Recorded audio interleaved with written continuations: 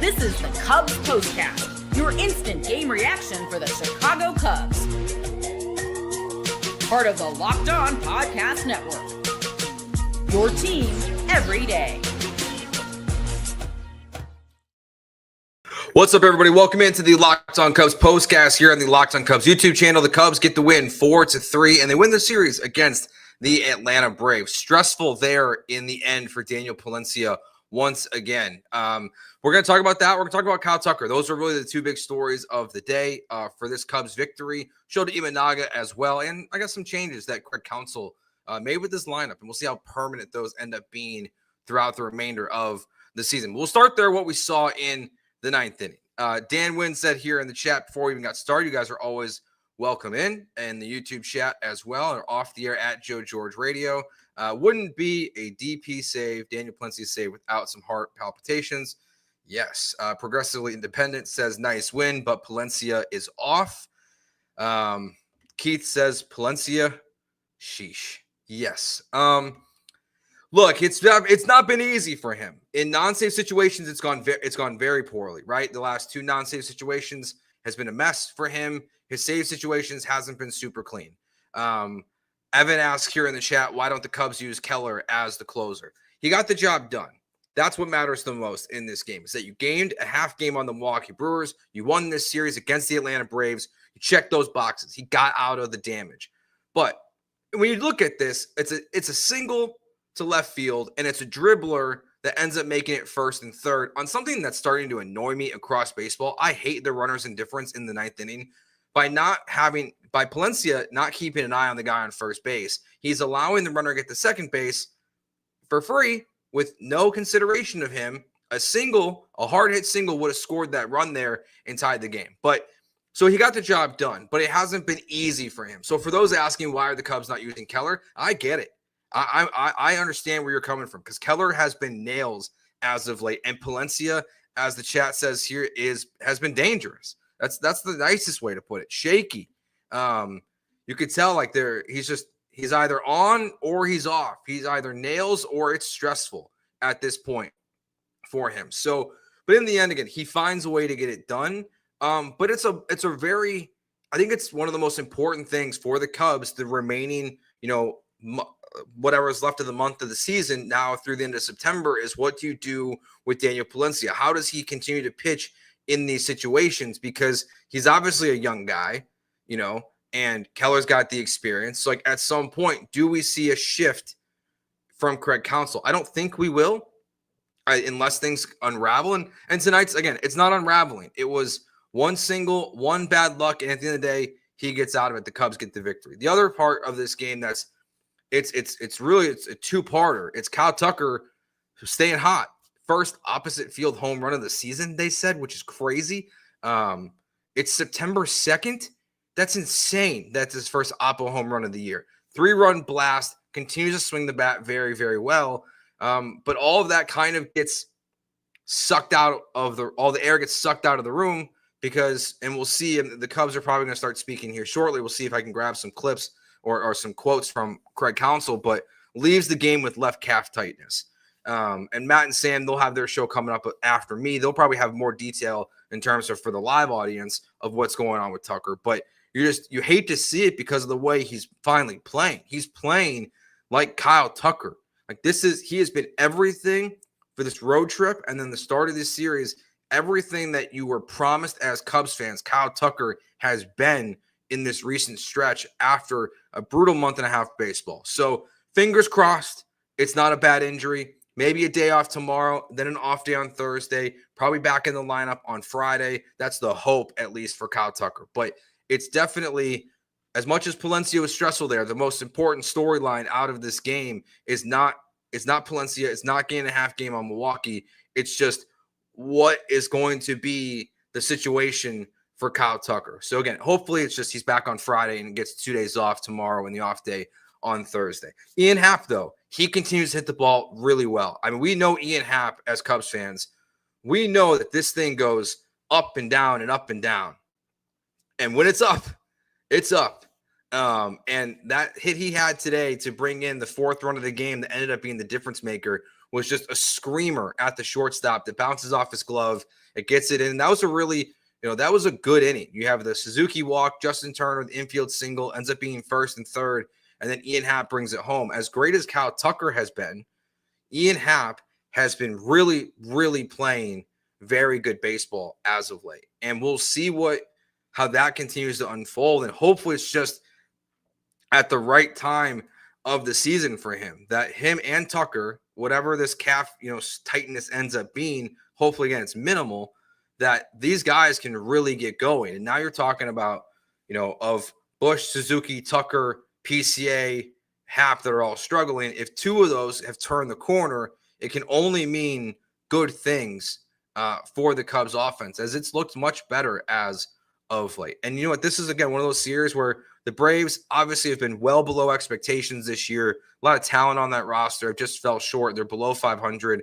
This is just another series where the Cubs are playing a team that you should have won the series. They've checked that box. They'll go for a sweep tomorrow. They've been not able to accomplish that a lot this year, but they will try to get the sweep tomorrow against the Atlanta Braves as we wait to see what the update is on Kyle Tucker. All right, we'll take a break here. We'll get to your questions or comments, more of them here in the chat live here on YouTube. We'll talk about what we saw from Shota Imanaga in this game. We'll talk about some of the changes that Craig Counsell made, how we feel about them, and just, what's going on with PCA and if it's the right time to make this move, or if it had been time, honestly, to make this move. We'll do all of that next year, coming up on the Locked On Cubs postcast on the Locked On Cubs YouTube channel. Today's show is brought to you by PrizePicks. This episode is brought to you by PrizePicks, the daily fantasy app where making the right call can actually pay off. You and I make decisions every day, but on PrizePicks, being right means cashing in. With football back, PrizePicks is the simplest and fastest way to get in on the action. Just pick more or less on 2 to 6 player projections, and you can turn takes into real prizes all in less than 60 seconds. Look, Bears, Monday Night Football, going to be looking at a lot of that for Caleb Williams, DeAndre Swift, just looking at those on PrizePicks and figuring out what's going to be more or less. I love watching a game and having some PrizePicks lineups on that. It always just makes it just a little bit more exciting as you're watching the game. So download the PrizePicks app today. Use code LOCKEDONMLB for $50 to get $50 in lineups after you play your first $5 lineup. That's code MLB for $50 in lineups after your first $5 play. PrizePicks, it's good to be right. Today's show is also brought to you by Upside. Are you still paying full price for gas? Stop leaving money behind. Get real cash back every time you fill up with the free Upside app. Simply download the free Upside app in the App Store or Google Play right now and start earning cash at the pump today.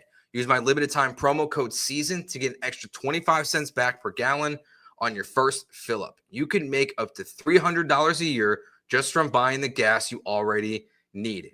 Plus, you can cash out anytime to your bank account, PayPal, or an e-gift card for Amazon and other brands.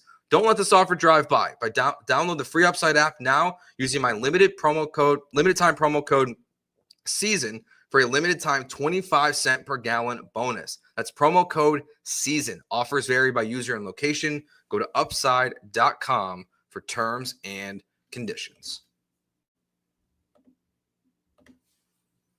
All right, so Shota Imanaga on the day. He was all right at times, but there was some bad pitches, obviously. One of the home runs, that thing was middle. It was fastball. He grooved that thing. A lot of hard hit contact. I think there was, within like 5 outs, there was 4 balls hit over 100 miles per hour.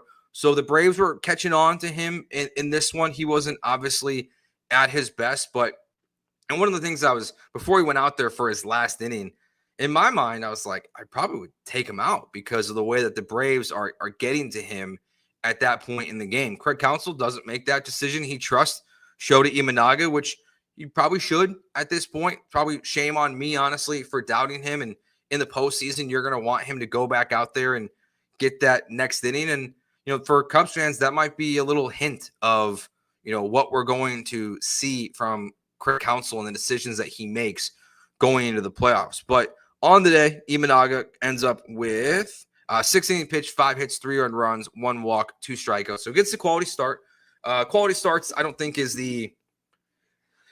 not the perfect thing to identify what represents a pitcher or not. It does help quite a bit in today's Major League Baseball but again, Shota was getting hit around just a little bit. It was just a couple bad pitches. The biggest thing for me is the strikeout number wasn't there today. Just didn't have that swing and miss stuff, and I think that kind of adds to when you then see the hard hit balls by the Braves in this game, it kind of all just adds up to an okay start.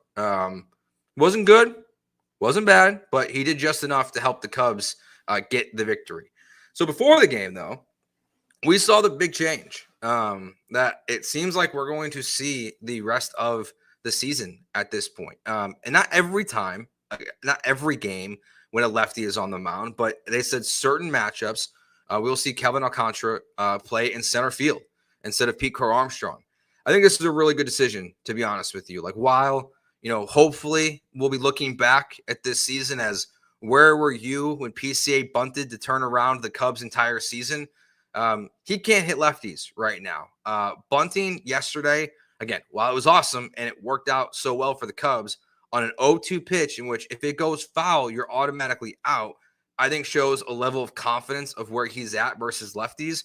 So I think it makes sense to bring up Alcantara and put him in center field.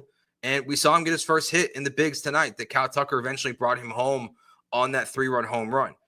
Owen Casey's not a center fielder. That's pretty clear. So that's why they made this flip, because they're clearly making the decision that there's going to be times where PCA is just, he's not going to play against lefties. And they can talk about rest, and that is important because PCA's played so much this season. I mean, he's virtually out there every single game. And I mean, I'm sure he's played 98% of the games this season. He's always out there.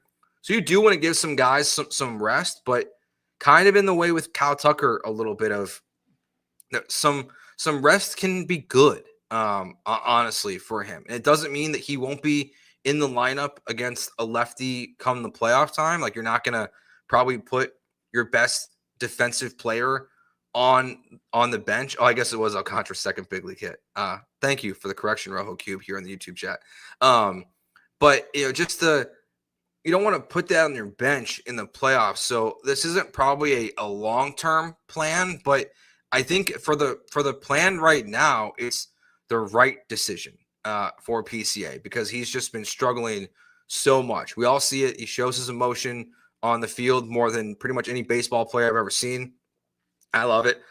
I think baseball needs more of it, not just, the excitement. I like the frustration, honestly, too, because baseball players are just so boring most of the time.